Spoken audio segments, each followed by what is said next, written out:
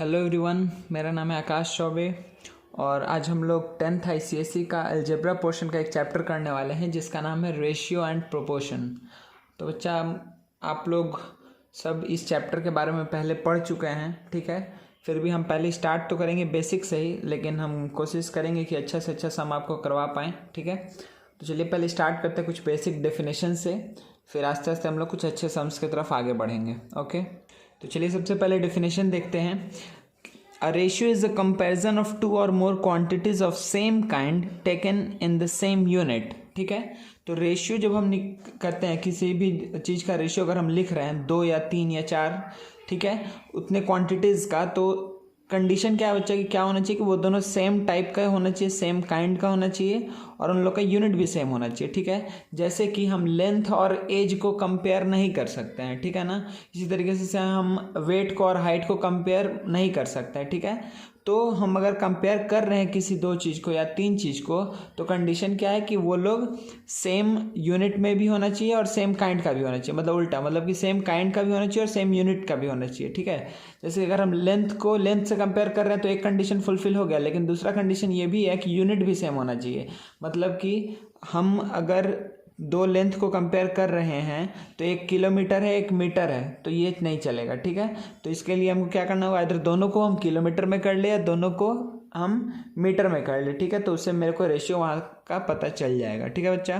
तो देखिए क्या लिखा है कि if x and y are 2 quantities of same kind taken in the same unit, then fraction x by y is known as ratio of x and y। देखिए, तो fraction x by y, fraction हम word क्यों लिखे हैं यहाँ पर, ठीक है, कि देखिए जितना फ्रैक्शन होता है वो रैशनल नंबर होता है, लेकिन हर एक रैशनल नंबर फ्रैक्शन नहीं होता। ये हम पहले आप लोग को बताए हुए हैं कि जितना फ्रैक्शन है वो रैशनल नंबर होता है, लेकिन सारा रैशनल नंबर फ्रैक्शन नहीं होता है। फ्रैक्शन होने के लिए कंडीशन क्या होता है, फ्रैक्शन होने का कंडीशन है कि जो न्यूमरेटर और डिनोमिनेटर में जो भी नंबर प्रेजेंट है वो क्या होना चाहिए, पॉजिटिव होना चाहिए, वो एक पॉजिटिव होना चाहिए, ठीक है बच्चा। चलिए आगे बढ़ते हैं। तो x और y क्या होना चाहिए, पॉजिटिव होना चाहिए, ये कंडीशन आपको पता चल गया इसके बारे में। Is known as ratio of x and y। तो इसको हम लोग लिखते कैसे हैं, x फिर एक इज टू का सिंबल देते हैं y, इसको हम ऐसे लिखते हैं और रीड कैसे करते हैं, x इज टू y, ठीक है। ये सारा चीज़ आप लोगों को पता है, लेकिन फिर भी कुछ बेसिक चीज़ हम स्टार्टिंग में बोल देना चाहते हैं कि जो बच्चों को अगर इन केस अगर नहीं भी पता है तो अब से इन लोग को दिक्कत नहीं हो। 10 से 15 मिनट के अंदर में हम लोग सारा बेसिक चीज़ देख लेंगे, फिर सम्स करेंगे। तो देखिए फिर x को यहाँ पर हम क्या बोलते हैं बच्चा, एंटीसीडेंट या फर्स्ट टर्म। x को बोलते हैं फर्स्ट टर्म और उसको बोलते हैं एंटीसीडेंट। y को बोलते हैं सेकेंड टर्म, उसको क्या बोलते हैं, कॉन्सिक्वेंट, ठीक है। तो अगर x इज टू वाई लिखा हुआ है तो x क्या है, एंटीसीडेंट, y क्या है, कॉन्सिक्वेंट, ठीक है। तो ये बेसिक चीज़ तो ये आपको पता है। चलिए नेक्स्ट देखते हैं इसके प्रॉपर्टीज़ के बारे में। हाँ बच्चा, तो properties and important facts about ratio. तो चलिए सबसे पहले प्रॉपर्टीज़ देखते हैं कि अगर x बाई वाई कोई एक रेशियो है, ठीक है, अगर ये x बाई वाई कोई एक रेशियो है, सही है, तो हम क्या बोल रहे हैं कि अगर इसमें हम सेम नंबर से मल्टीप्लाई करें या डिवाइड करें तो भी रेशियो का वैल्यू वही रहता है। मतलब कि ये बराबर है x, सपोज करिए a से मल्टीप्लाई कर रहे हैं, x a by y a, ये दोनों बराबर सेम ही रेशियो को रिप्रेजेंट कर रहा है। या फिर हम ये भी बोल सकते हैं कि अगर हम किसी सेम नंबर से डिवाइड किए हुए हैं, ठीक है, x by a y by a, तो भी चलेगा, ये सेम रेशियो को ही रिप्रेजेंट कर रहा है, ठीक है ना बच्चा, कोई दिक्कत नहीं है। अच्छा, जब x और y रेशियो को हमेशा हम कैसे इस तरीके से लिखते हैं कि x and y are what, co primes, x and y are what, co primes, ठीक है, को प्राइम होना। अगर इसको सिंप्लीफाइड फॉर्म में लिखेंगे तो x और y क्या हो जाएगा बच्चा, को प्राइम हो जाएगा, ठीक है, कोई दिक्कत नहीं है यहाँ तक, ठीक है। चलिए आगे बढ़ते हैं। तो देखिए इसके बारे में कुछ फैक्ट पढ़ लेते हैं जल्दी से, 2-4 पॉइंट हम जल्दी से बोल दे रहे हैं। देखिए सबसे पहला पॉइंट क्या है कि द रेशियो बिटवीन 2 और मोर अनलाइक या different quantities does not exist. ये हम बोल चुके हैं आप लोग को कि कभी भी अगर हम 2 चीज़ का रेशियो ले रहे हैं, ठीक है, तो वो क्या लाइक ही होना चाहिए। लाइक इन द सेंस कि लेंथ से लेंथ का रेशियो ले सकते हैं, एज से एज का रेशियो ले सकते हैं, ठीक है ना।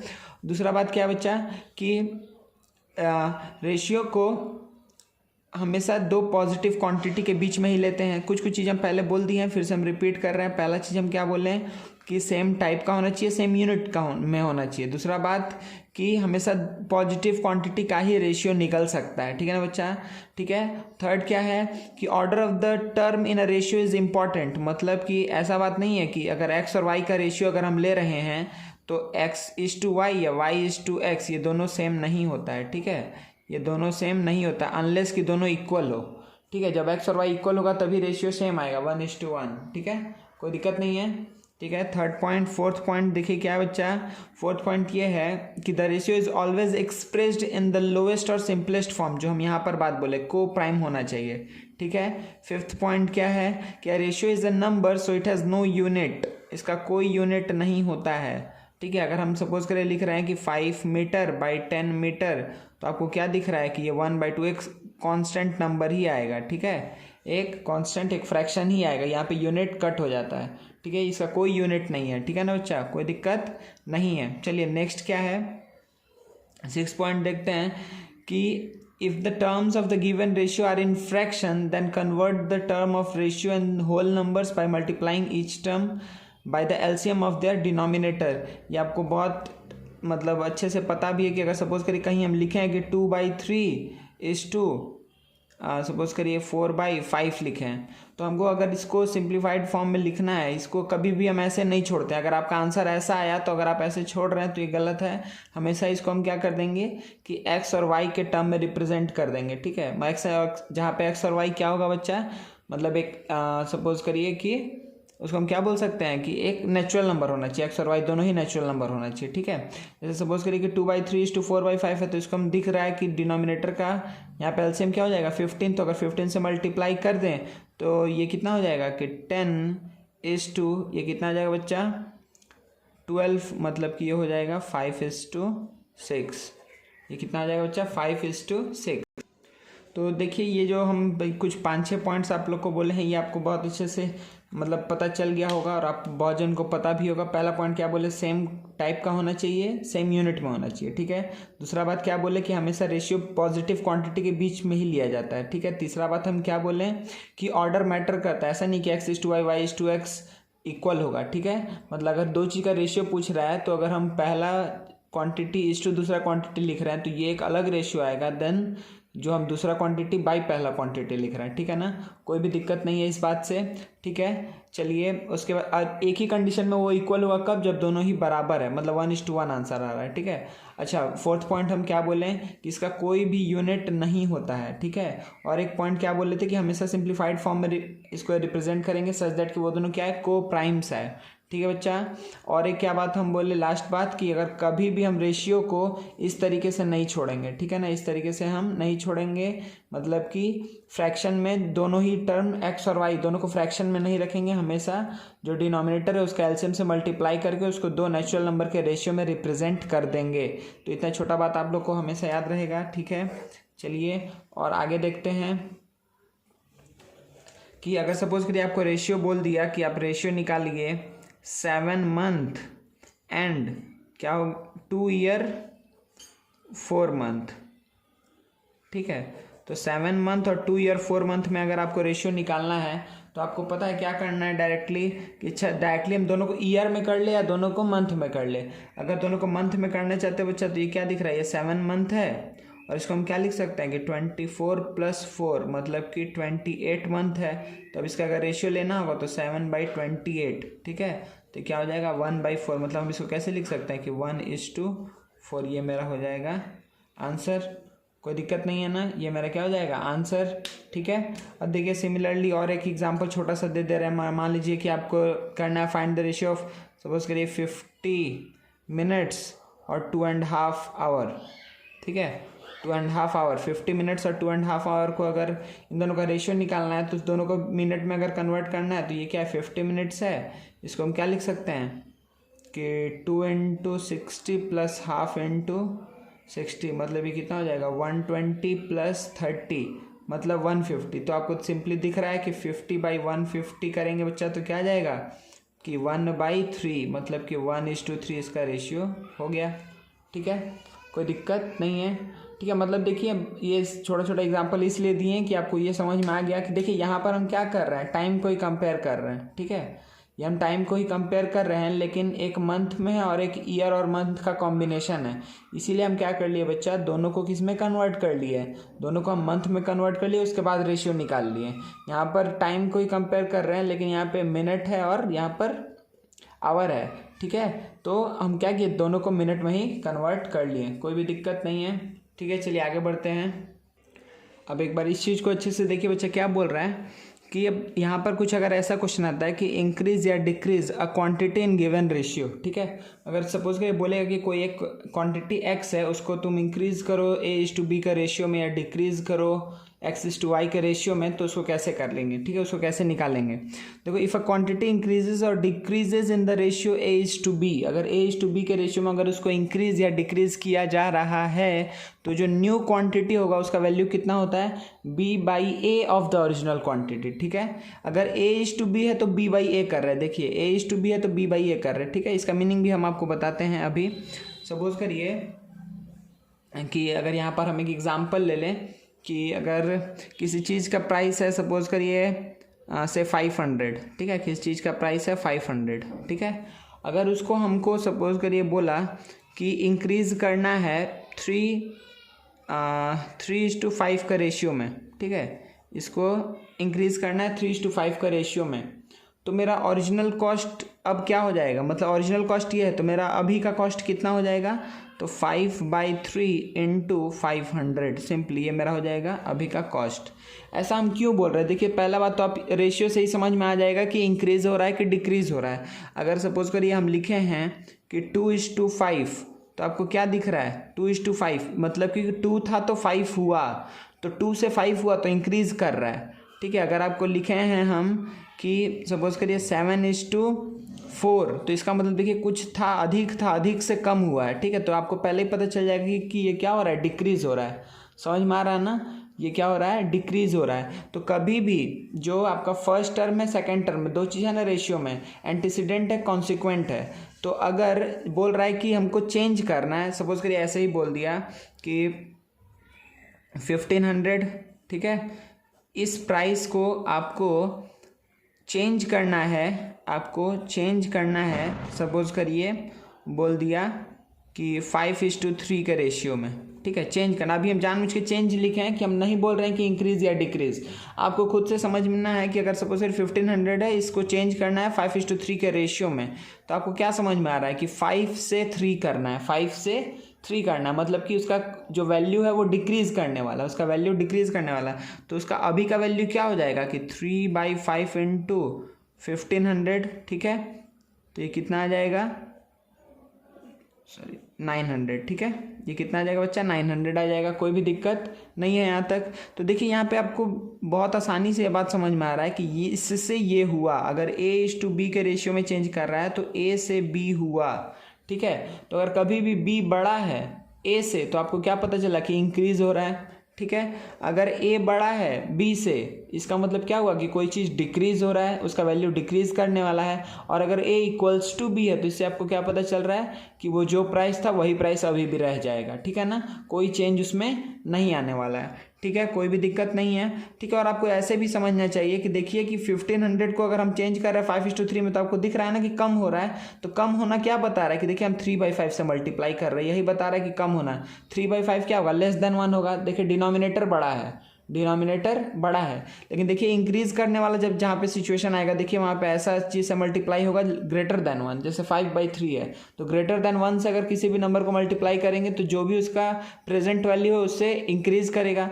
अगर <1 से किसी वैल्यू से मल्टीप्लाई करेंगे तो उसका जो प्रेजेंट वैल्यू है उससे डिक्रीज होगा। ठीक है, इसमें कोई भी दिक्कत नहीं है। तो हमेशा याद रखिएगा, सिंपली इतना बुद्धि नहीं लगाना है कि न्यू क्वांटिटी क्या होगा। ठीक है, अगर A/B के रेशियो में चेंज हो रहा है तो B/A × जो अभी उसका ओरिजिनल प्राइस है वो। ठीक है, या ओरिजिनल जो भी उसका नंबर है वो।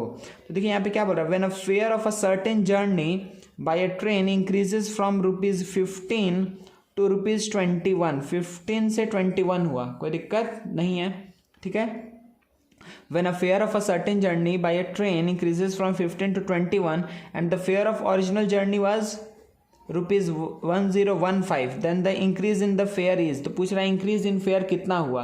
तो देखो यहाँ पे 15 और 21 क्या दिया है, इसके रेस्पेक्ट में दिया है कि अगर 15 था तो 21 अगर हो चुका है, अगर 15 से 21 हो गया है तो अगर ओरिजिनल कॉस्ट इतना है तो अभी कितना है, एक्चुअल प्राइस उसका कितना है, या फिर हमको ये बताना है कि कितना इंक्रीज हुआ है।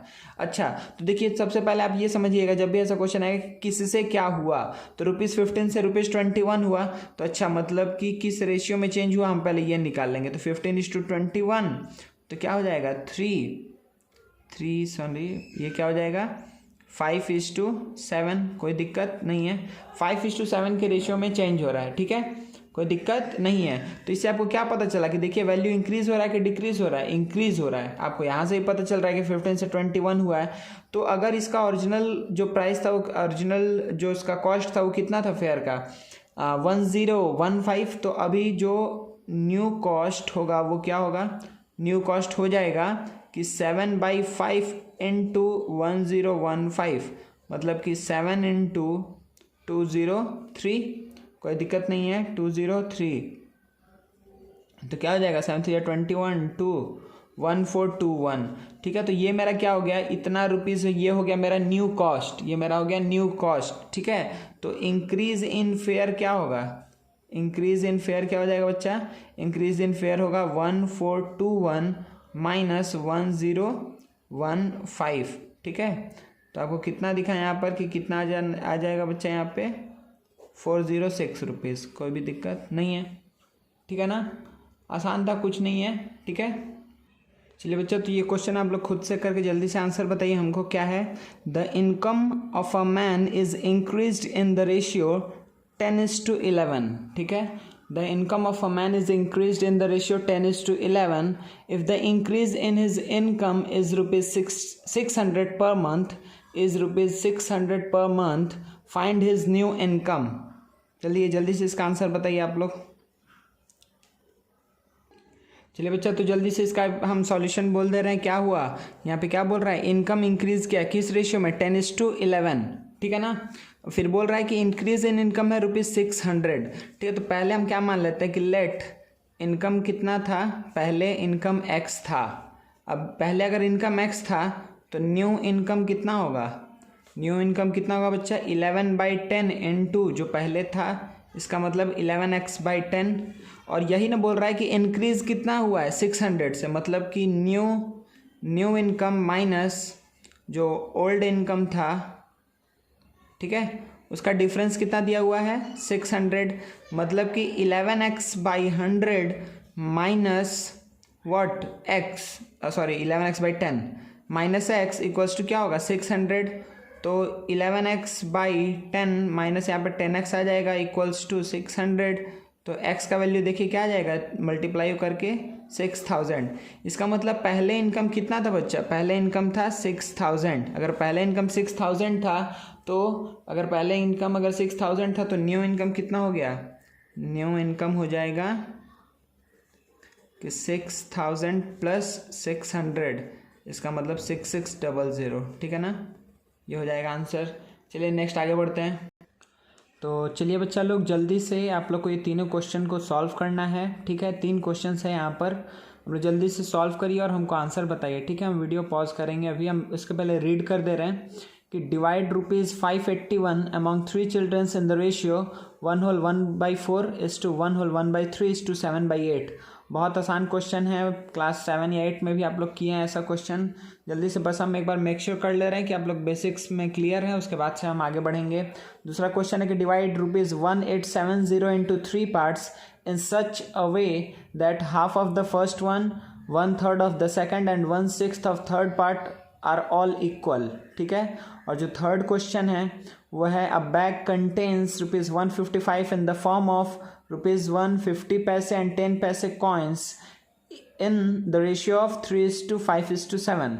Find total number of coins, ठीक है। तो ये 3 क्वेश्चन जल्दी से आप करिए, इसका आंसर बताइए हमको।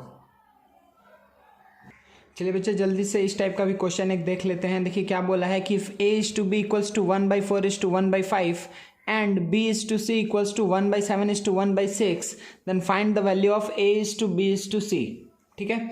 देखिए सबसे पहला हम क्या बोले थे कि अगर फ्रैक्शन में दिया हुआ है तो हम इसको कैसे कर देंगे कि दो ऐसे नंबर का रेशियो जो नेचुरल नंबर है, ठीक है, उसमें हम रिप्रेजेंट कर देंगे। तो 1/5 है, 1/4 है, तो इसको किससे मल्टीप्लाई करेंगे, 4 और 5 का एलसीएम 20 से मल्टीप्लाई करेंगे तो क्या आ जाएगा 5:4, ठीक है, कोई दिक्कत नहीं है। तो A:B का वैल्यू कितना दिया हुआ है 5:4।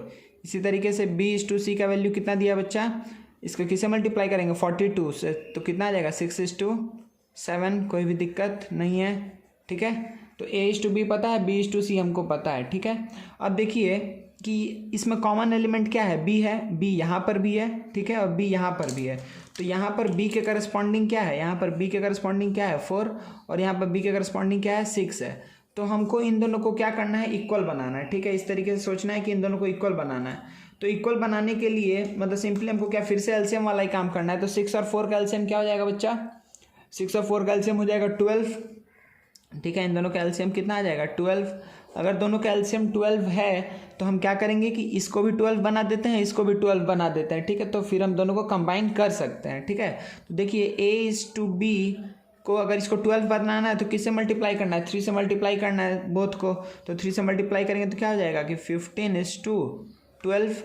अच्छा, इसको 12 बनाने के लिए इसको कितना, इसको हम क्या किए into 3 किए, इसको क्या करना पड़ेगा into 2 करना पड़ेगा, ठीक है। इसको into 2 करेंगे तो यहाँ पे B:C कितना आ जाएगा बच्चा 12:14, कोई भी दिक्कत नहीं है।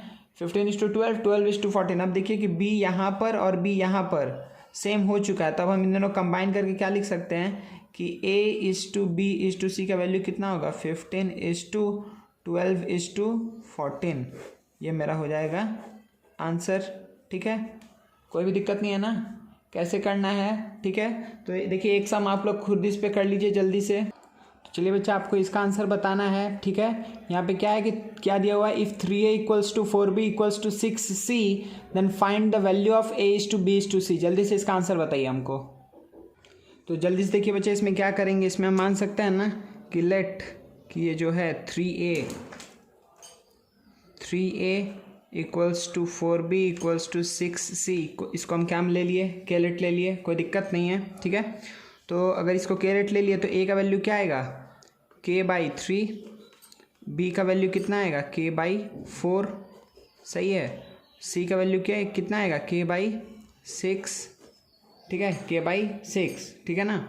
चलिए तो A:B:C कितना हो जाएगा कि K/3 K/4 K/6, कोई दिक्कत नहीं है।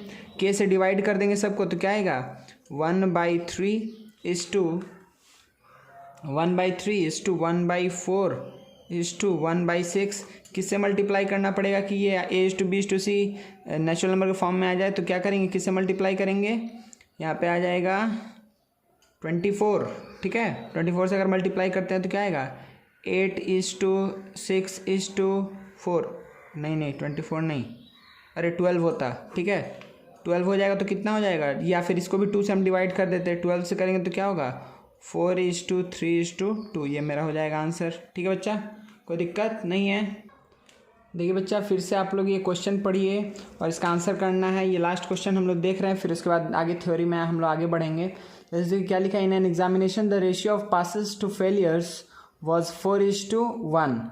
If 30 less had appeared and 20 less passed, the ratio of failure would have been the ratio of, एक सेकेंड कुछ मिस हुआ है, चलिए हम उसको ऐड कर दिए। तो क्या है, the ratio of passes to failures would have been 5:1. How many students appeared for the examination? ठीक है, तो जल्दी से इस क्वेश्चन को सॉल्व करिए और आंसर बताइए। चलिए बच्चा जल्दी से इसका सॉल्यूशन देख लेते हैं। तो क्या बोल रहा है, in examination the ratio of passes to failure was 4:1, मतलब passes to failure is equals to 4:1, ठीक है। इफ़ मतलब पास कितना जन हुआ है 4x और फेल कितना जन हुआ है x, कोई दिक्कत नहीं है, ठीक है। तो टोटल कितना अपीयर किया है, total appeared for the examination कितना है, तो x + 4x मतलब कि 5x, मतलब 5x जन पूरा एग्जाम दिया है जिसमें से 4x पास हुआ है और x क्या हुआ है बच्चा फेल हुआ है, ठीक है। तो अब देखो क्या बोल रहा है कि इफ़ 30 लेस हैड अपीयर्ड, अगर 30 बच्चा कम एग्ज़ाम दिया रहता तो कितना दिया है, 5x दिया है। तो अभी का कंडीशन के हिसाब से क्या बोल रहा है कि अगर 5x में से 30 कम, if 30 less had appeared and 20 less passed, तो पास कितना हुआ था 4x, तो अभी कितना बोल रहा है कि 4x माइनस 20, ठीक है। अगर इतना अपीयर किया रहता जिसमें से इतना पास हुआ रहता, अच्छा तो फेल कितना हुआ रहता बच्चा, तो अपीयर्ड में से पास को हटा देंगे तो हमको क्या पता चल जाएगा कि फेल कितना जन किया है। तो फेल कितना जन किया होगा कि 5x माइनस 30 में से हम सब्ट्रैक्ट करेंगे जितना जन पास हुआ है, तो 4x माइनस 20, तो कितना बचेगा x माइनस 30 प्लस 20, तो x माइनस 10, ठीक है। तो x माइनस 10 जन कितना क्या हुआ बच्चा, फेल किया है, ठीक है। तो अब यहाँ पे क्वेश्चन क्या बोल रहा है कि how many student appeared for the examination, अगर if the ratio of passes to failure would have been कितना 5:1, ठीक है बच्चा, 5:1 अगर हो।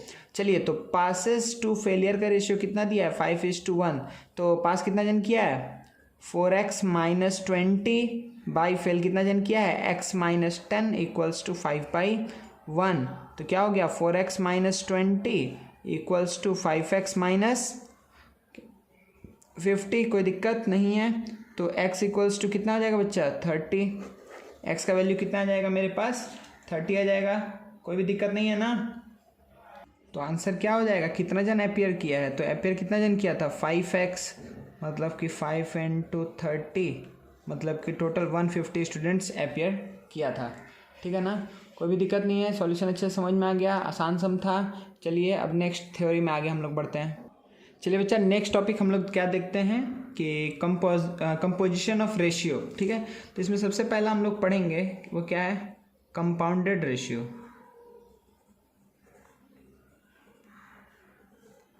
ठीक है।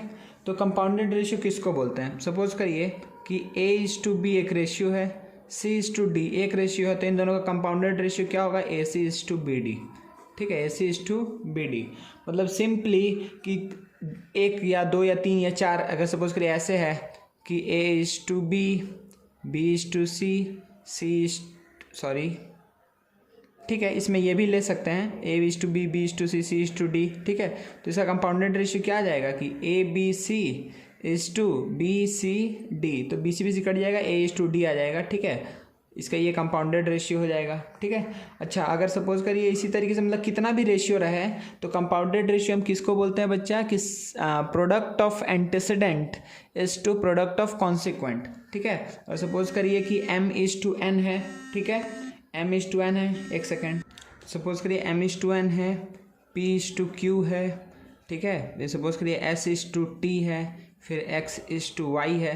तो अगर हम बोलेंगे कि इन सब का कंपाउंडेड रेशियो क्या होगा तो आप डायरेक्टली क्या बोलेंगे कि MPSX:NQTY, ठीक है ना, ये इसका कंपाउंडेड रेशियो हो जाएगा, ठीक है। मतलब सिंपली हर एक रेशियो का हम क्या करेंगे, एंटीसीडेंट का प्रोडक्ट इज टू हर एक रेशियो का कॉन्सिक्वेंट का प्रोडक्ट करेंगे, तो क्या निकल जाएगा मेरा कंपाउंडेड रेशियो निकल जाएगा, ठीक है बच्चा। इसी तरीके से देखिए अलग अलग टर्म्स हम जल्दी जल्दी बोल दे रहे हैं आप लोग को, ठीक है। सपोज करिए कि अगर आपको बोला कि X:Y है, ठीक है, तो इसका डुप्लीकेट रेशियो क्या होगा, इसका डुप्लीकेट रेशियो क्या होगा, ठीक है। तो इसका डुप्लीकेट रेशियो क्या होता है X:Y का, X² मतलब स्क्वायर कर देना है सिंपली, ठीक है। स्क्वायर कर देंगे तो हमको क्या मिल जाएगा, डुप्लीकेट रेशियो, ठीक है। सिमिलरली अगर बोल दिया आपको कि X:Y का ट्रिप्लिकेट रेशियो क्या होगा, क्या बच्चा, ट्रिप्लिकेट रेशियो क्या होगा, ठीक है ना। तो अगर ट्रिप्लिकेट रेशियो बोल रहा है तो क्या होगा X3:Y3, समझ ही आ रहा है। जब डुप्लीकेट बोलेगा तो X²:Y², ट्रिप्लिकेट बोलेगा तो X3:Y3, ठीक है ना।